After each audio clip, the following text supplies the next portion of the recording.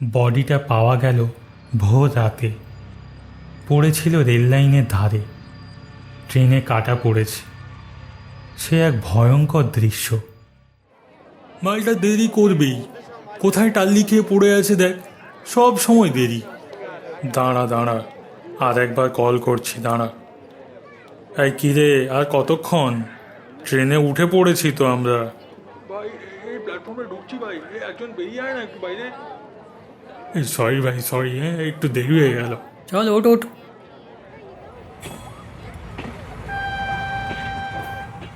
সকালে ঘুম ভাঙেনি বুঝলি, কাল রাতে একটু বেশি চড়ে গেছিলো।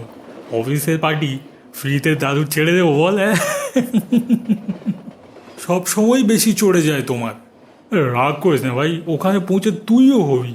4-5 দিন জাস্ট উড়বো আমরা, জাস্ট উড়বো। উড়বো বলিস না, বল ভাসবো। সায়ন্তনের কথা শুনে চারজনেই হো হো করে হেসে উঠল। হাসি আর থামে না। রাত প্রায় 9টা। খাওয়া সেরে নিয়েছে চারজনই। শকত মোবাইলে রিলস দেখছে। সায়ন্তন ল্যাপটপ খুলে অফিসের কাজ সেরে নিচ্ছে। কৌশিক ওপরের বার্থে চাদর বালিশ সাজিয়ে নিচ্ছে। লোয়ার বার্থে বসে আছে জয়। জানলা দিয়ে বাইরের দিকে তাকিয়ে আছে ও। হাতে ছোট্ট একটা মদের বোতল। এখন থেকেই অল্প বিস্তর খাওয়া শুরু করে দিয়েছে ও। মাঝরাত, ছুটে চলেছে ট্রেন। চারজনেই ঘুমোচ্ছে। হঠাৎ করেই ঘুম ভেঙে গেল জয়ের। কেমন একটা গন্ধ, খুব জোরালো একটা গন্ধ ঝাপটা দিয়ে গেল নাকে। ঘুমের ঘোরেই ওর মনে হলো কাছে না, ঠিক পাশেই কেউ একটা দাঁড়িয়ে আছে, এমনকি যেন ওর ওপর ঝুঁকে আছে। লাফিয়ে উঠে বসল ও। কই, কেউ কোনো দিকে নেই তো। 3 বন্ধু অঘরে ঘুমোচ্ছে। ওর চোখেও ঘুম, চোখ বন্ধ হয়ে আসছে, কিন্তু কেমন যেন একটা অস্বস্তিও হচ্ছে। বার্থের পাশের টেবিলের উপর রাখা বোতল থেকে জল খেলো। একটা সিগারেট ধরাবে কি? হঠাৎ মনে পড়ল গন্ধটার কথা। কই, গন্ধটা আর তো পাওয়া যাচ্ছে না। কাঁথাটা পায়ের উপর টেনে নিয়ে শুয়ে পড়ল ও আবার। মিনিট 10 পর হবে। খুব জোরে একটা ধাক্কা খেয়ে ঘুম ভেঙে উঠে বসল জয়। ট্রেন ছুটে চলেছে, 3 বন্ধু ঘুমোচ্ছে। আশপাশে আর কেউ নাই। মনে কেমন একটা যেন খটকা লাগছে। একটা অস্বস্তি নাকি ভয়? ধুস, কিসের ভয়? নড়ে চড়ে বসলো। একবার বাথরুমে যেতে হবে যদিও। বাথরুম যাওয়ার জন্য উঠল জয়। মাথাটা কেমন ঝিমঝিম করছে। আশেপাশের বার্থ ধরে আস্তে আস্তে এগিয়ে চলল বাথরুমের দিকে। একটা কম্পার্টমেন্ট ছেড়েই বাথরুম। কম্পার্টমেন্টটা পুরোটাই ফাঁকা। শুতে যাওয়ার আগে একজন বুড়ো মতন লোককে দেখেছিল না? ফাঁকা ছিল কি? 2টো বাথরুমই বন্ধ। ট্রেনের দরজার সামনে এসে দাঁড়ালো। মাথাটা খুব ধরেছে, চোখে একটু ঝাপসাও দেখছে। খুব অস্বস্তি লাগছে। তাহলে কি খাওয়াটা ঠিক হলো না? শরীরের অস্বস্তির থেকেও মনের ভিতর কেমন যেন ভয় ও ভাবনা ঘনিয়ে উঠছে। কাছে এসো। কে কে? চমকে পিছন ফিরে তাকালো জয়। কই, কেউ তো নেই। কিন্তু স্পষ্ট একটা মেয়ের গলা শোনা গেল তো। ছুটন্ত ট্রেনের বাইরে দৌড়ে পালাচ্ছে গ্রামের মাঠ, ক্ষেত, দূরে ছোট বড় ঘর, গাছ, পুকুর। সরে এলো বাথরুমের দিকে। 2টো বাথরুমের দরজা এখনো বন্ধ। ভেতরে কে রে ভাই? এতক্ষণ কি করছে? হঠাৎ ওর বুকটা ধক করে উঠল। আরে, সেই গন্ধটা না? খুব তীব্র জোরালো গন্ধটা। কেমন যেন পচে যাওয়া জিনিসের গন্ধ। আচ্ছা, বাথরুমের দরজা একবার নক করবে কি? আরে ও কি? হঠাৎ ট্রেনের দরজার দিকে চোখ পড়ল ওর। পেছন ফিরে দাঁড়ানো একটা মেয়ে দরজায় ঝুঁকে আছে। এক্ষুনি যেন ট্রেন থেকে ঝাঁপ দেবে মেয়েটা। আরে আরে, কি করছেন আপনি? মেয়েটাকে বাঁচাতে ওর দিকে ছুটে গেল জয়। আর তখনই যেন এক ঝটকায় কয়েক সেকেন্ডের মধ্যে ছুটন্ত ট্রেনের খোলা দরজা দিয়ে বাইরে ছিটকে গেল জয়। কয়েক সেকেন্ড কানের কাছে খুব জোরে, খুব কাছ থেকে শুনতে পেল একটা মেয়ের চাপা কণ্ঠস্বর।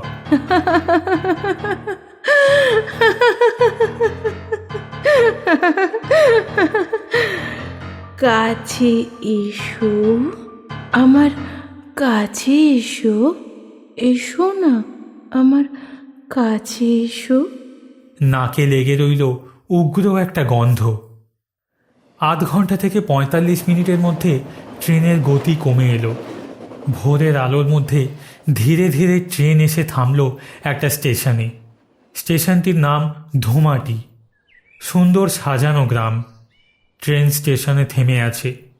কৌশিক, শকাত আর সায়ন্তন উঠে পড়েছে। জয় কোথায় গেল? ওর ব্যাগ তো পড়ে আছে এখানে, কিন্তু ও তো কোথাও নেই। বাথরুমে গিয়ে দেখা হলো, সেখানেও নেই। পাশের কম্পার্টমেন্টে এক বৃদ্ধ ভদ্রলোক, ওনার বৃদ্ধা স্ত্রী, ছেলে ও ছেলের বউ, তারা কেউই জয়কে দেখেনি। 3 বন্ধু প্ল্যাটফর্মে নেমে পড়ল। প্ল্যাটফর্মে দাঁড়িয়েই চা খাচ্ছিল ড্রাইভার আর টিটি। 3 বন্ধু ওদের দিকে এগিয়ে গেল। কি ব্যাপার, কি হয়েছে? আমাদের এক বন্ধুকে খুঁজে পাচ্ছি না। সে কি? হ্যাঁ, রাতে 4 জনই ঘুমিয়ে পড়েছিলাম। সকালে উঠে দেখি ওর ব্যাগটা আছে, ও নেই। ড্রাইভার আর টিটি একে অন্যের দিকে তাকালো, চোখে একটা ইশারা। আপনারা আমাদের সঙ্গে আসুন। 4 জনের প্ল্যাটফর্মের ঠিক বাইরেই একটা চায়ের দোকানে এসে দাঁড়ালো। চা বিক্রি করছেন একজন বয়স্ক লোক। বিপিনদা, এ আরেকজনকে নিল বোধ হয়। আবার আপনারা কি কিছু জানেন? এর মধ্যেই দোকানে বেশ ভিড় জমে গেছে।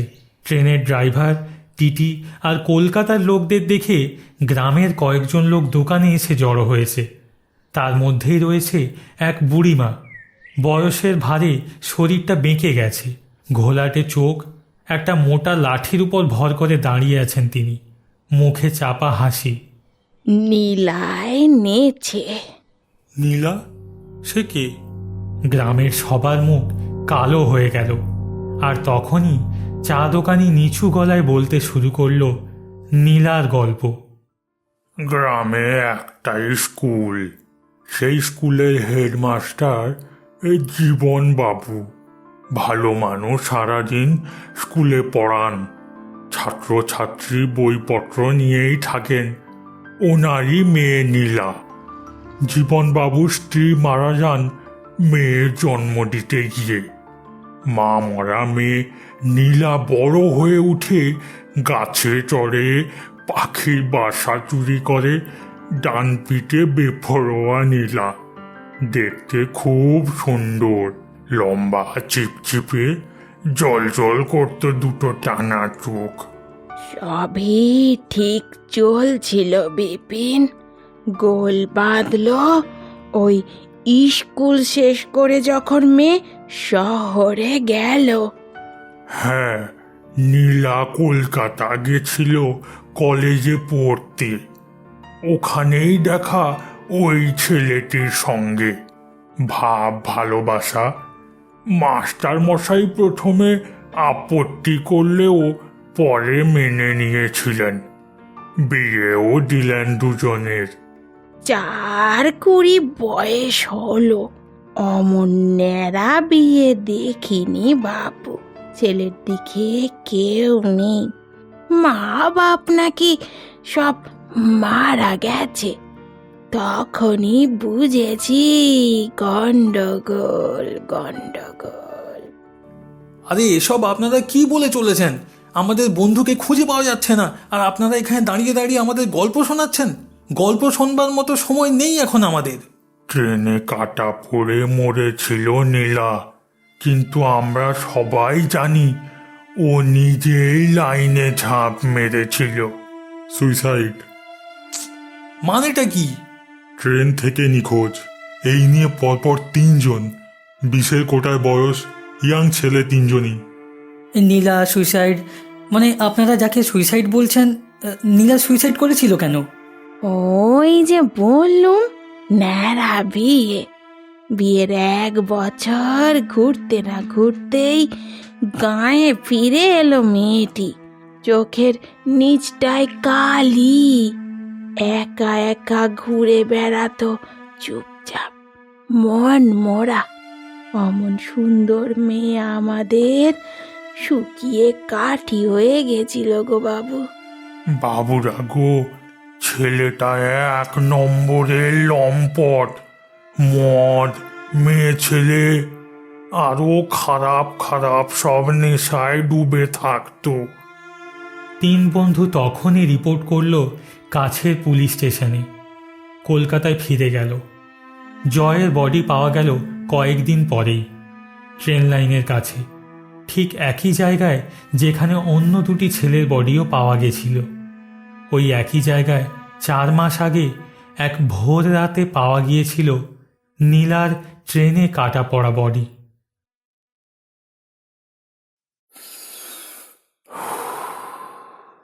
একটি দীর্ঘশ্বাস ফেলে সোজা হয়ে উঠে দাঁড়ালেন রুপার্ট মরিসন।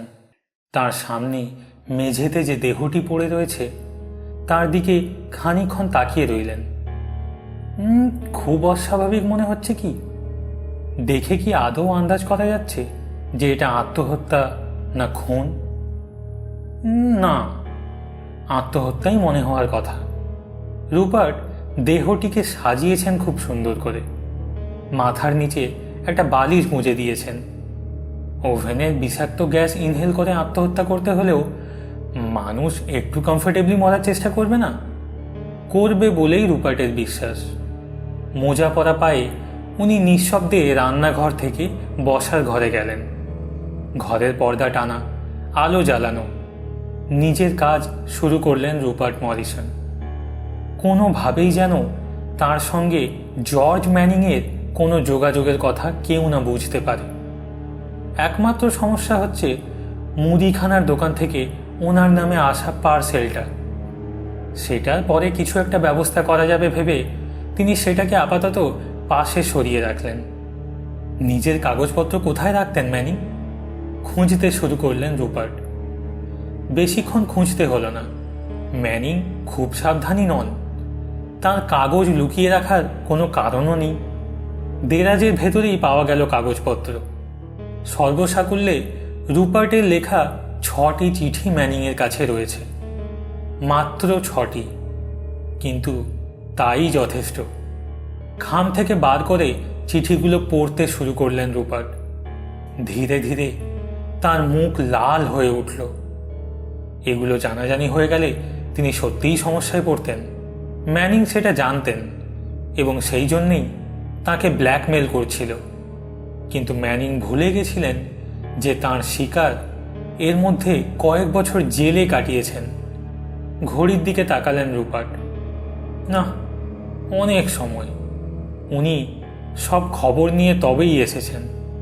ম্যানিং যে একা থাকেন, তার কাজের লোকের যে আজ সন্ধেবেলা ছুটি এবং তার কোনো বন্ধুর যে আজকে সন্ধেবেলা আসার কথা নয়, সেটা উনি জানেন।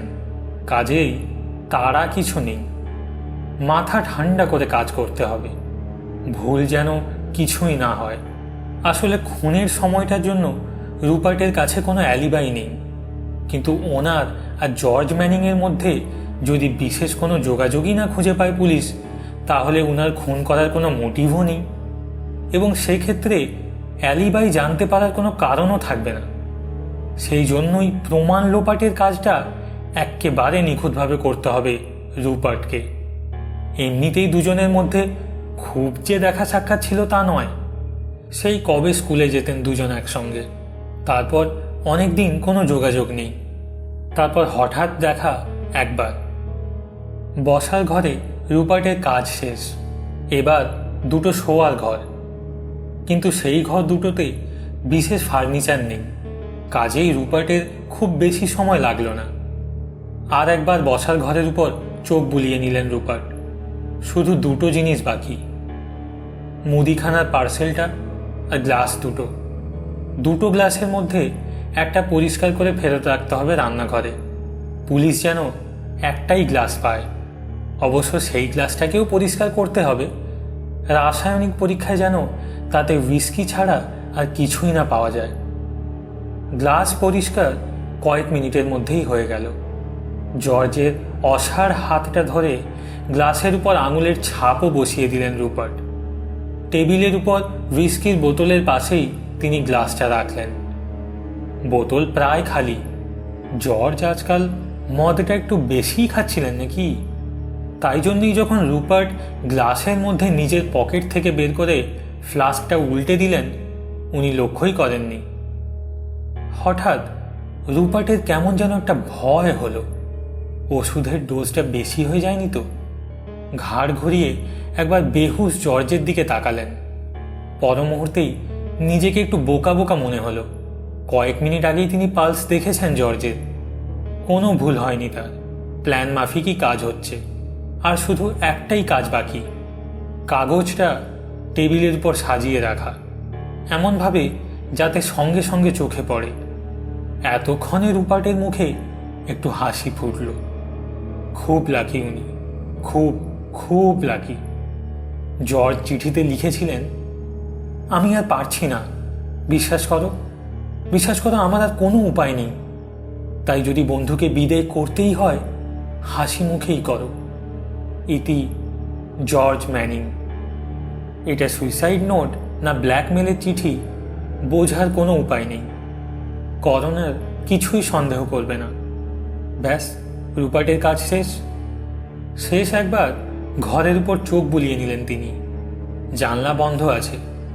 আস্তে করে গ্যাসটা চালু করে দিলেন তিনি। আচ্ছা, পায়ের ছাপ? না, মোজা পরা পায়ের কোনো ছাপ থাকে না মেঝের উপর। নিজের লাঠিটা এক হাতে নিয়ে এবং অন্য হাতে মুদিখানার পার্সেলটা নিয়ে জুতো পায়ে দিয়ে পেছনের দরজা দিয়ে নিঃশব্দে বাইরে বেরিয়ে গেলেন রুপার্ট মরিসন। বাড়ি ফেরার রাস্তায় তার কারোর সঙ্গে দেখা হলো না।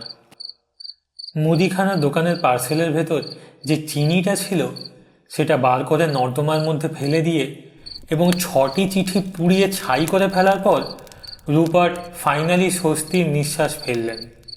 পুলিশের হাত থেকে একেবারেই রেহাই পাওয়া যাবে না, সেটাও রুপার্ট জানেন।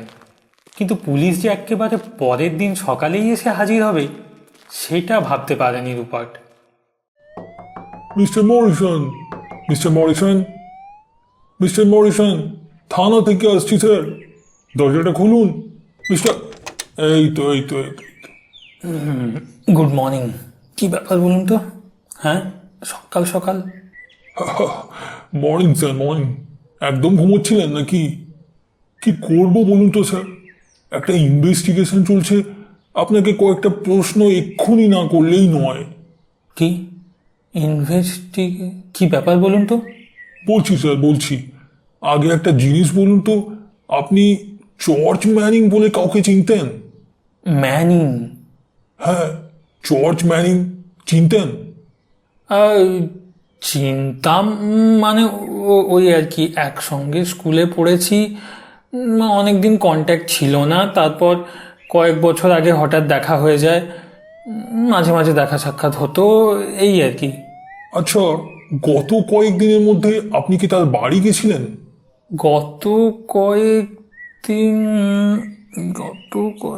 আমার আসলে ঠিক কেন বলুন তো? আচ্ছা দেখুন তো স্যার, এইটা কি আপনার? রুপার্ট মরিসনের মেকি ঘুম ঘুম ভাবটাও এবার উড়ে গেল। চোখ গোল গোল হয়ে গেল। পুলিশের হাতে নীল জিনিসটা তিনি খুব ভালো করেই চেনেন, তার পকেট বুক। ছি ছি ছি ছি ছি ছি ছি, এত প্ল্যানিং, এত সাবধান ছিলেন তিনি, অথচ এরকম একটা বোকামি করলেন। নিজের পকেট বুকটা ক্রাইম সিনে ফেলে এলেন। এবার আর কোনো উপায় নেই, এটা তার নয় বললে নিজের মিথ্যের জালে আরও জড়িয়ে যাবেন। পকেট বুকের প্রথম পাতায় তার নাম ঠিকানা সব লেখা আছে। রুপার্টের মাথাটা কেমন যেন ভোঁ ভোঁ করতে লাগলো। পুলিশ বলেই চললেন। আর বলবেন না স্যার, ওই মুদির ছেলে, সে গতকাল ভুল করে আপনার পার্সেল ম্যানিং সাহেবের বাড়িতে দিয়ে এসেছিল। তো বাড়ি গিয়ে বাপের কাছে ধাতানি খেয়ে ফেরত গেছিল পার্সেলটা ওই বাড়ি থেকে নিয়ে আপনাকে দিতে। এবার বাড়িতে গিয়ে বেল বাজিয়েই যাচ্ছে, কোনো জবাব নেই। তো তখন বেটা কি করলো, খিড়কির দরজা দিয়ে ভেতরে ঢোকে। একেবারেই উচিত হয়নি তার এটা করা, কিন্তু ভাগ্যিস করেছিল।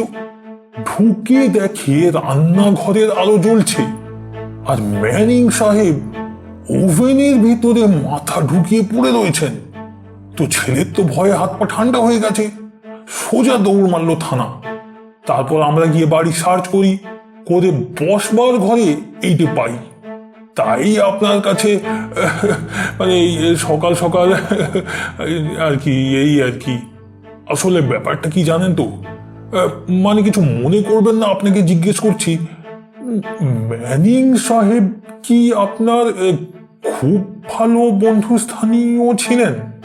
হ্যাঁ, আমার বন্ধু মানে তেমন কিছু না, মানে ওনার কিন্তু একটা পুলিশ রেকর্ড আছে স্যার। কি পুলিশ রেকর্ড? হ্যাঁ স্যার, বিশেষ সুবিধের লোক নন। না মানে আমি বলছি না যে উনি চুরি করেছেন পকেট বুকটা, হতেই পারে যে আপনি ওনাকে দিয়েছেন, কিন্তু মানে একটা জিনিস খুব অদ্ভুত লাগলো জানেন তো। কি কি কি জিনিস? না মানে দেখুন স্যার, আপনি একটা বাড়িতে ঢুকলেন, ঢুকে দেখলেন একটা লোক গ্যাস ওভেনের ভেতরে মাথা ঢুকিয়ে পড়ে আছেন। আপনি কি ভাববেন? কি ভাববো? আত্মহত্যা ভাববেন নিশ্চয়ই। হ্যাঁ হ্যাঁ হ্যাঁ, রাইট রাইট। কিন্তু আপনি ভেবে দেখুন স্যার, যে মানুষটা এত প্রিপারেশন নিয়ে আত্মহত্যা করছে, ওভেনের মধ্যে আবার বালিশ রেখে তার উপর মাথা দিয়ে শুয়েছিল, তো সেই লোকটার এটা খেয়াল নেই যে আগের মাসে বিল দেয়নি বলে তার গ্যাসের লাইন কেটে দিয়েছে? হ্যাঁ, আপনি বলুন স্যার, এইটা কেমন একটা সন্দেহ। এই এই এই এই, দেখো দেখো, আরে আরে আরে আরে স্যার স্যার স্যার, আরে সর্বনাশ করছে। দিদি দিদি, ও দিদি, আরে কোথায় গেলেন দিদি? আরে দেখুন স্যার কি হলো। আরে আরে ওনার কি হয়েছে? কি হয়েছে ওনার? আরে অজ্ঞান হয়ে গেছেন। দূর, আমারই ভুল হয়েছে। এত সকালে ঘুম থেকে ওঠার অভ্যেস নেই নিশ্চয়ই, প্রেশার ফল করে গেছে ফট করে। স্যার, ও স্যার, দিদি আপনি স্যারকে একটু ভেতরে নিয়ে যান তো, ভেতরে নিয়ে যান, মুখে চোখে একটু জল দিন তো। উফ, আমারও হয়েছে যত উটকো ঝামেলা, তাই। পুষ্প ঠিকে ঝির কাজ করে। খুকু বৌদিদের বাড়ি কাজে পৌঁছয় ঠিক 6টায়। দেরি হলে বৌদি রাগ করে। রাতের বাসি বাসন পড়ে থাকে। বড় রাস্তা পেরিয়ে একটা পুকুর, পুকুরের ওপাশে নতুন হোটেল বাড়িটা। হোটেলটা পেরিয়েই খুকু বৌদিদের বাড়ি।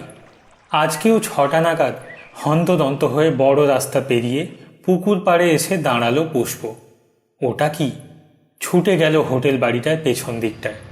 রাস্তার ওপর উপুর হয়ে পড়ে আছে একটা মানুষের দেহ, চারিদিকে রক্ত। চিৎকার করে উঠল পুষ্প। এ কি?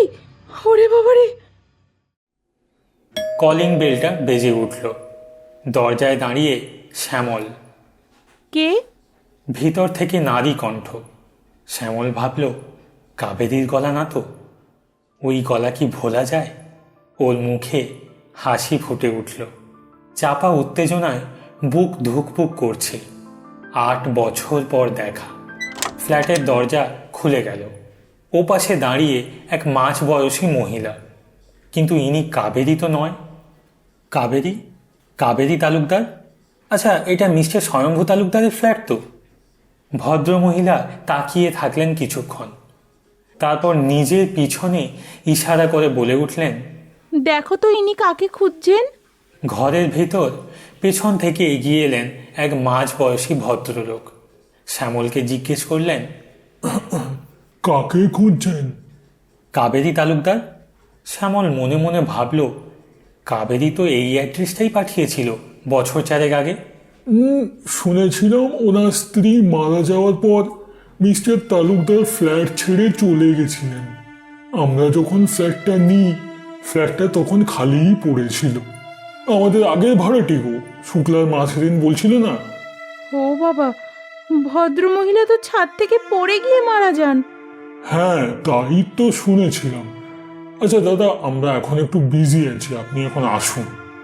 হ্যাঁ হ্যাঁ, ঠিক আছে দাদা, ধন্যবাদ। ফ্ল্যাটের দরজা বন্ধ হয়ে গেল। শ্যামলের কেমন মাথা ঝিমঝিম করছে। কাবেরী ছাদ থেকে পড়ে গিয়ে মারা যায়? তবে কি সেই রাতের কলে কাবেরী যা ভুলেছিল? কিন্তু কিন্তু সেটা কি করে সম্ভব? হোটেলটা বেশ সস্তায় পাওয়া গেল। রুমটা পরিষ্কার পরিচ্ছন্ন, একটা ব্যালকনিও আছে। জায়গাটার নাম উলুবেড়িয়া, কলকাতার কাছেই। এখানে কোম্পানির কাজ করতেই শ্যামল আগ বাড়িয়েই বসকে প্রস্তাবটা দেয়। এখানে কদিন থেকে এই কাজটা দেখভাল করতে ও রেডি। আজ সারাদিন অফিসে কাজ করতে করতে শ্যামলের শুধু পুরনো দিনের কথাই মনে আসছিল। আর কাবেরের মৃত্যুটা কিছুতেই মানতে পারছিল না ও মন থেকে। কাজ সেরে রাতে হোটেলে ফিরে প্রথমে ফ্রেশ হয়ে নেয় শ্যামল।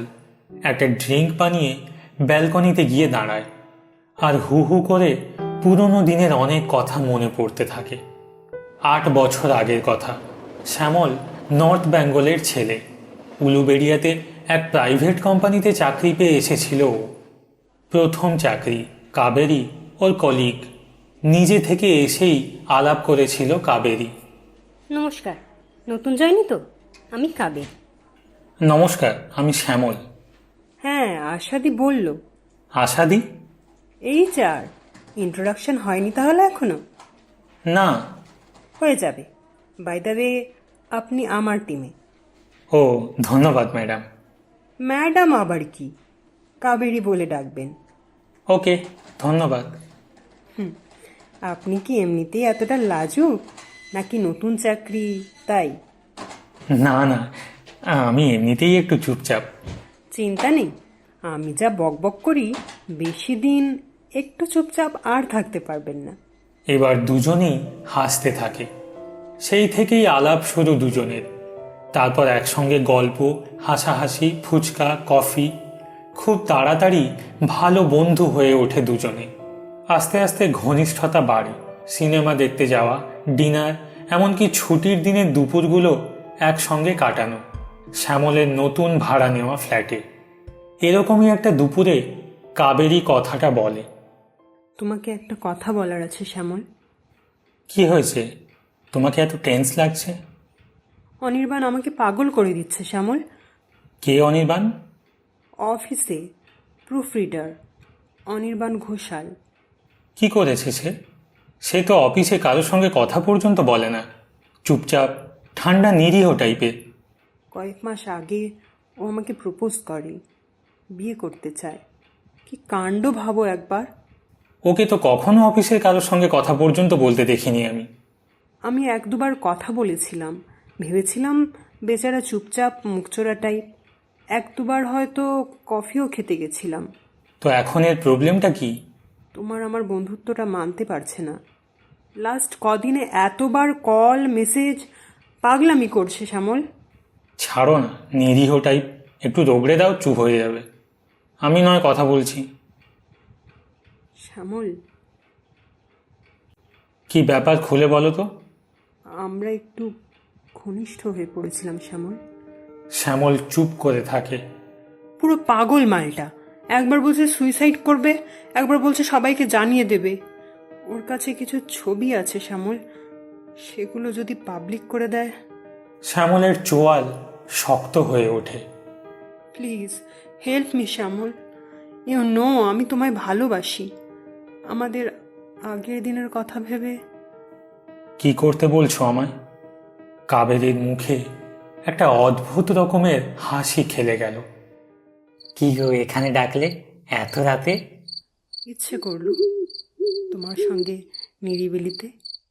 এই জন্যই না তোমাকে এত ভালো লাগে কাবেরী। তোমার জন্য পাগল আমি। তোমার ছাড়া আমি বাঁচবো না, জানো।